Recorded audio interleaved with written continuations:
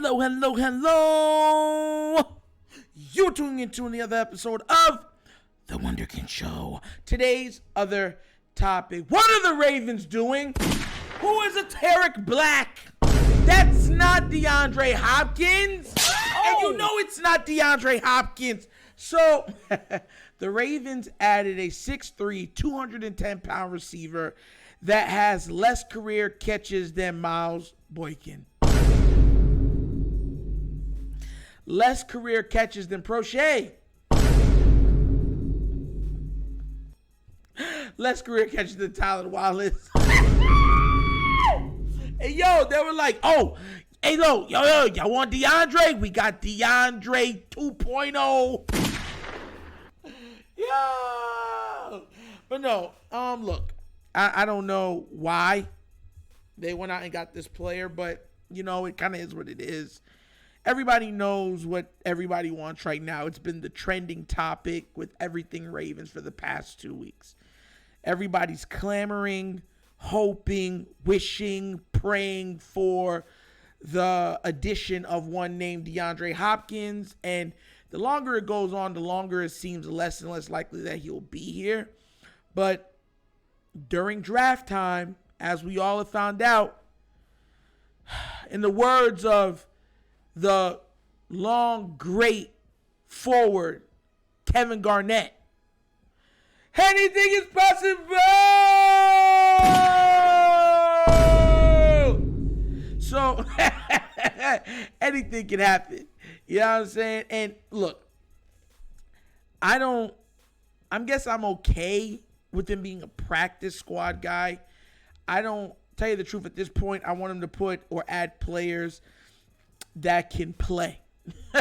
That's where I'm at. Because we've suffered so many injuries. Because people are forgetting this. Like, people are forgetting that Bateman's coming off an injury.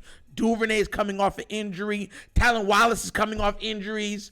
The only one that's not coming off the only one not coming off injuries is Prochet. I would listen.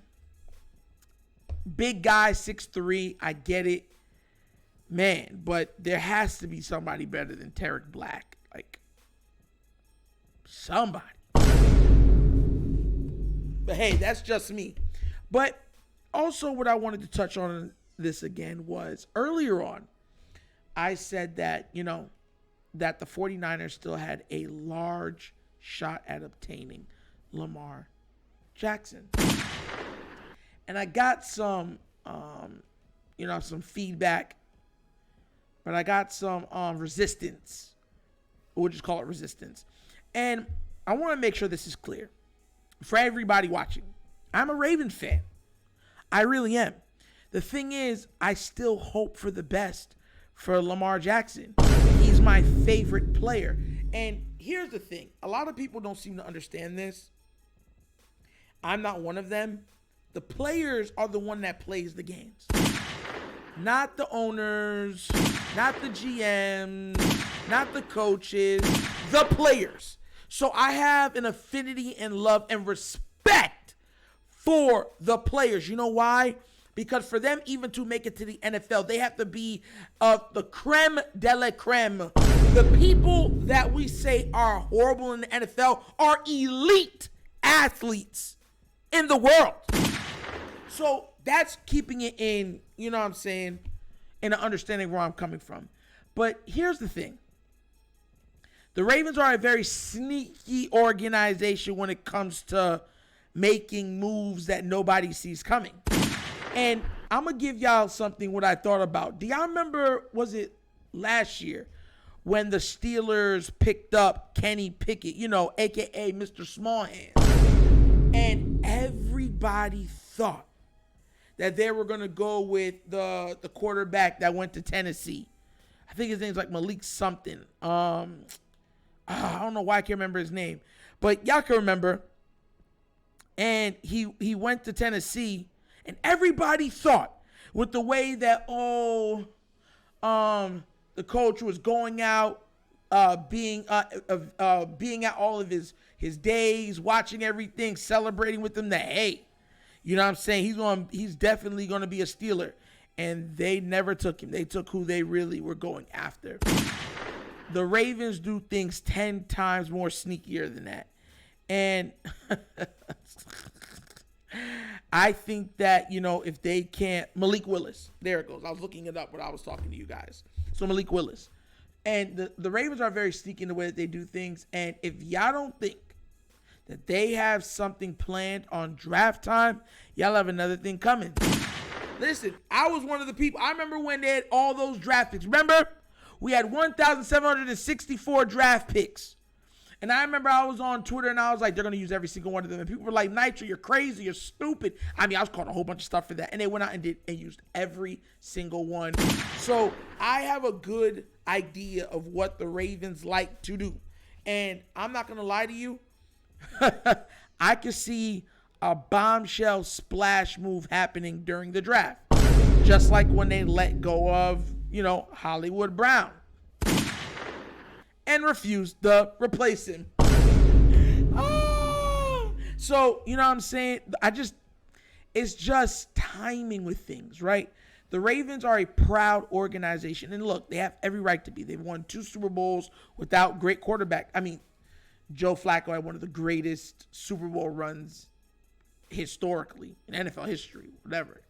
But overall, they've never had top flight QB play in Baltimore. And they won 2 championships regardless of that.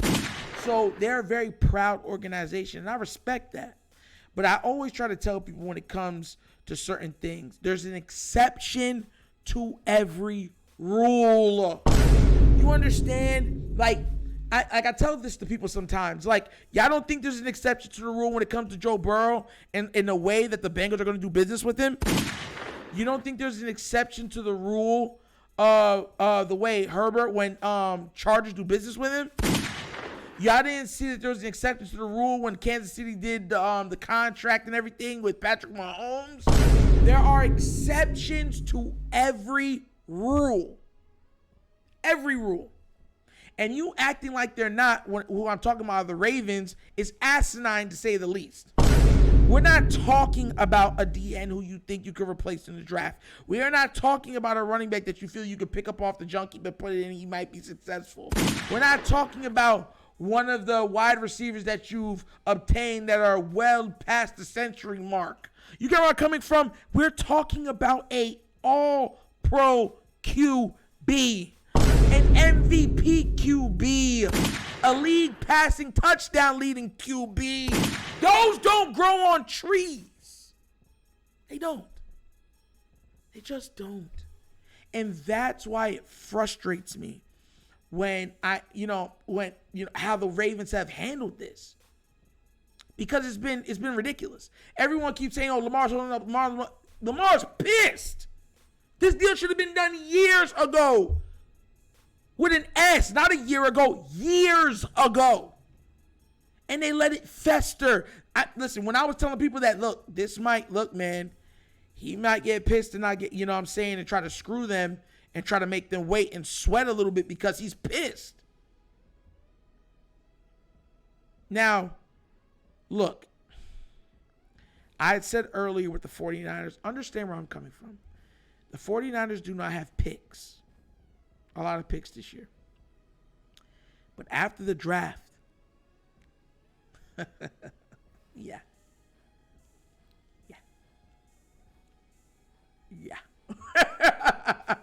They can make a lot of moves. It's very doable. You know the reason why I tell y'all everything that's on my mind and I look up different scenarios and stuff so that if it does come up, then you heard it here first.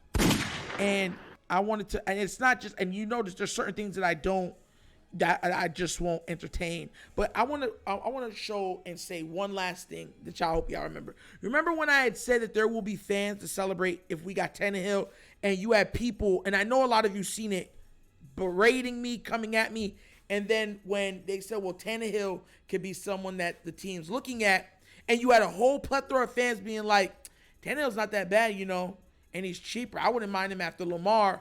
And everyone said, and I caught flack for saying that. That's the thing. This platform, I'm not scared to tell you the truth.